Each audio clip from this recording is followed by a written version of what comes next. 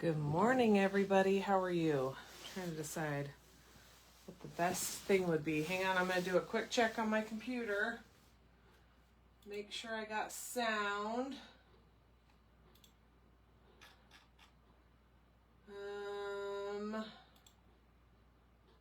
Let's see. Let's see.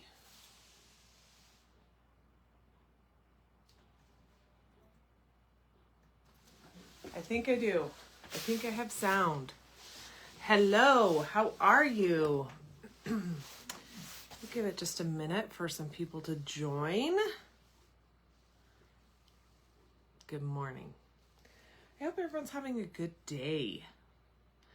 If you live in Utah, you might have some snow on the ground. We have a little bit of snow on the ground. I don't think it'll last past today, but it is a little bit white outside. So, now I know we have people who join from all over. We have Marianne in Florida. We have, I'm forgetting where everyone lives. We have Ohio, we have Colorado, we have, I think, Washington, maybe. I know we have some Idaho girls that join. I don't know. We have a lot of you who join. So I don't want to just assume that, everyone's getting snow like us. So I'm not seeing anybody join. So hopefully, I guess I'll just start because those of you who are watching late don't want to just sit here waiting for me to have people join. So we have had at my house, we have had a rough couple weeks with illness and all that stuff. So we actually missed Village Vibes last week. I'm so sorry.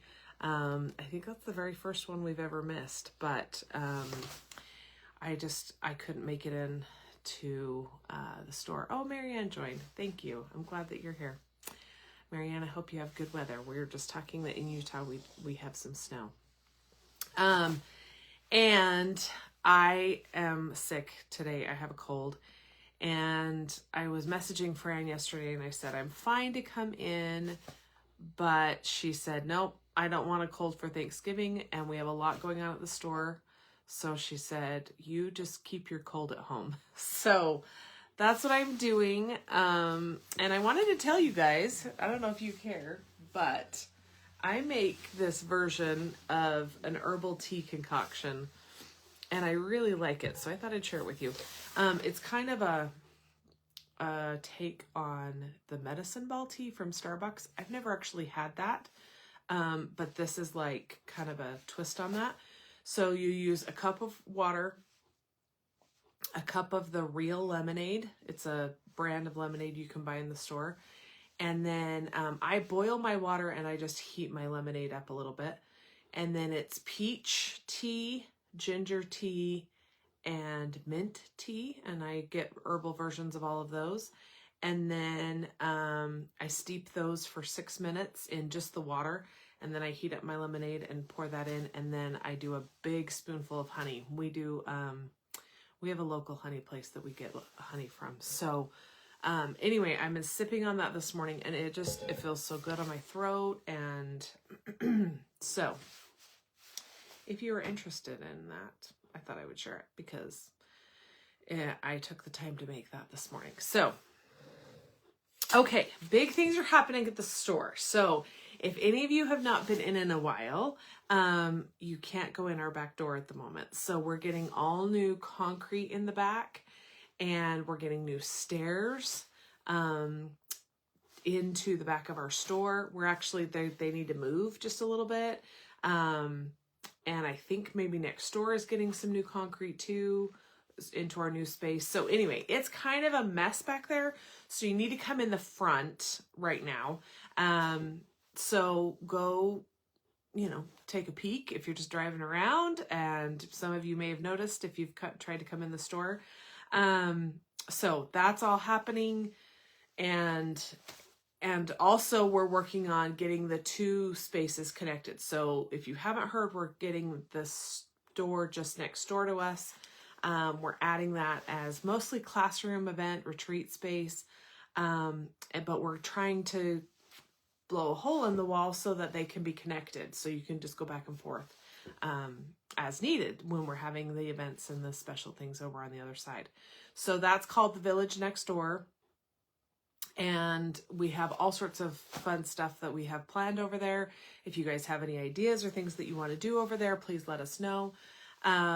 So it's kind of just, we're just in a little bit of limbo as we're trying to get all that all in. We're still open. We may end up having to close for a couple of days during the worst part of the construction, but we'll keep you posted on that.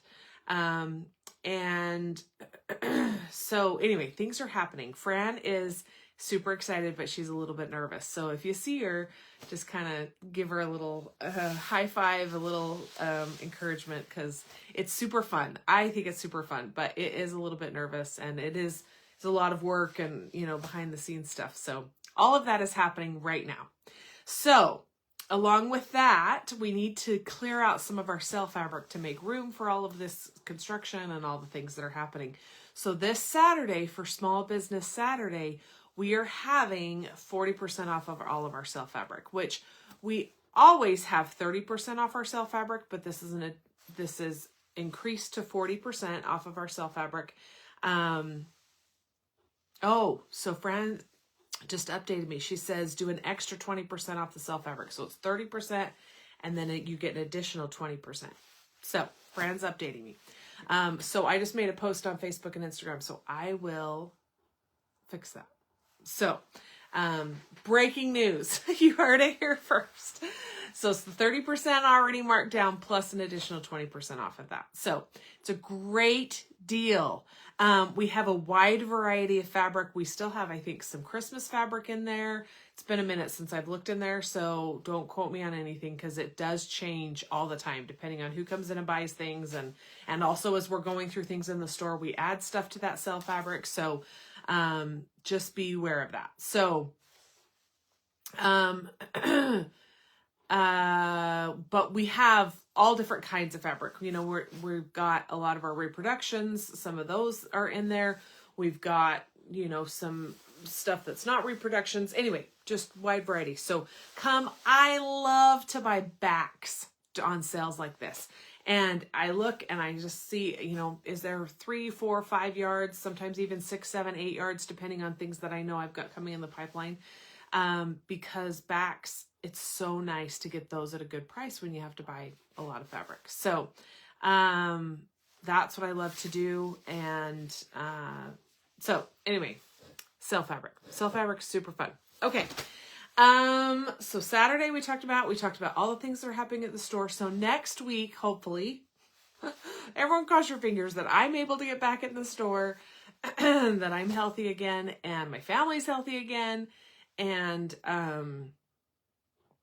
we can, sorry, gotta get a drink of not hot tea. But we want to do a tour and show you all the things that are happening for those of you who can't make it in right now. So hopefully that will happen next week. And you guys, next week is December. Can you believe it? Are you guys ready? I'm actually purposely not showing you my sewing machine right now because I'm working on some Christmas projects. And I know that some people watching may be getting one of these Christmas projects. So, I can't show you what's under on my sewing machine right now. So I hope that you guys are having fun working on some projects, maybe something that you want to do. If you didn't catch our Village Vibes from 2 weeks ago, go back and watch it. We talk about all sorts of gifty ideas, things that you can do for friends. Some of them you can make, some of them you can buy. Some of them are really quick. Some of them take a little bit longer. So go watch that from 2 weeks ago if you haven't had a chance, because I think we got some really good ideas. So, I wanted to show you guys some kind of just organization kind of things that I do in my sewing room. And some of these things we've shown a little bit over the years of doing Village Vibes. I guess we're at almost 2 years, I think, right? Yes, we are. We're at almost 2 years. Can you believe that? Some of you have been with us from the very beginning. And some of you have just found us. So, and some of you are in between. But anyway, so I thought I would just kind of show you some of the things that I have in my sewing room. And I would love to hear your ideas.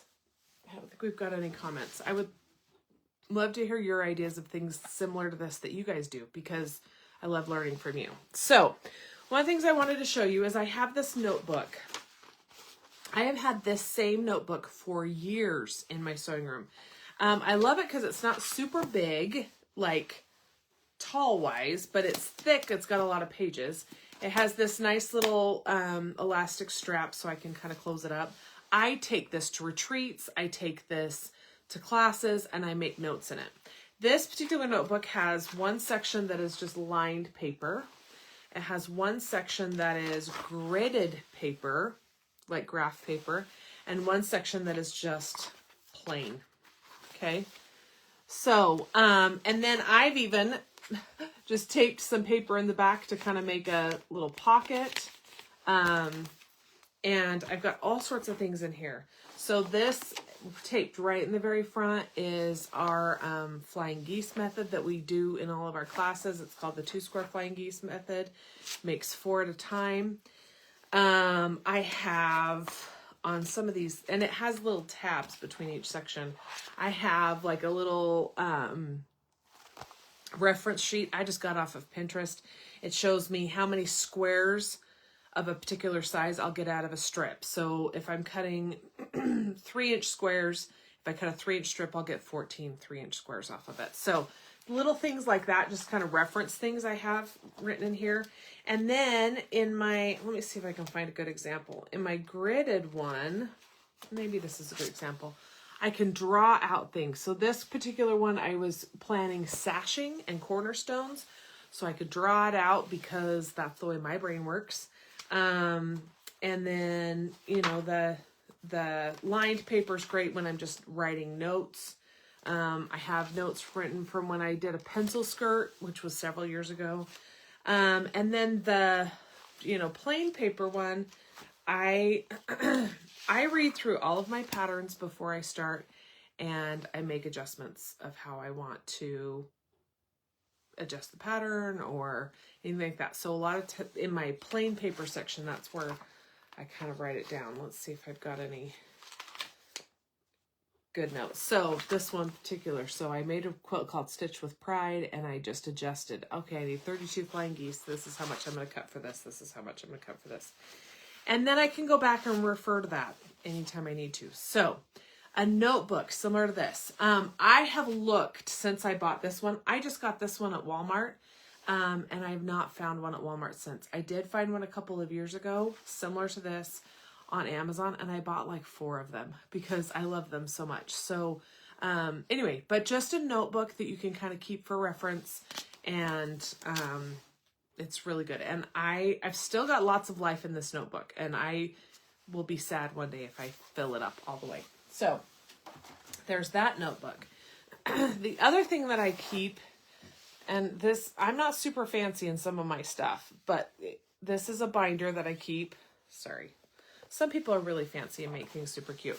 I haven't even pulled off the, in fact, maybe I'll do it with you guys. This is what it comes with from the store. Just, you know, Walmart or wherever you like to buy your binders. Or a lot of us have old binders sitting around. So I have it labeled on the side though, tips and tricks, and I have a bunch of just reference sheets. Again, I've got that 2-square method in here. I've got a help sheet from Village Dry Goods on how to do a fun scrappy back. I've got like cutting guides for making flying geese a different way. Anyway, so nice little thing like this. A lot of people also keep all of their like ruler instructions in something like this as well. So anyway, keep little things that are handy, things that you get, you know, maybe in a class or while you're doing a pattern, or there are lots and lots of free printables on Pinterest and just online, different places, different blogs that you might follow, different, you know, Instagram posts or things like that, things that you can print out, and have for reference. Okay. Then the other thing that I do is I have binders. This is a half binder. So let me see. I'll show you side by side. Do you see how it's smaller? This one, you know, when we get a lot of our quilt patterns and they are half sizes. They're folded papers. This binder fits that size. So I have found these at Walmart mostly. Can you tell that we don't have many places to shop in Brigham? Sorry, getting dry.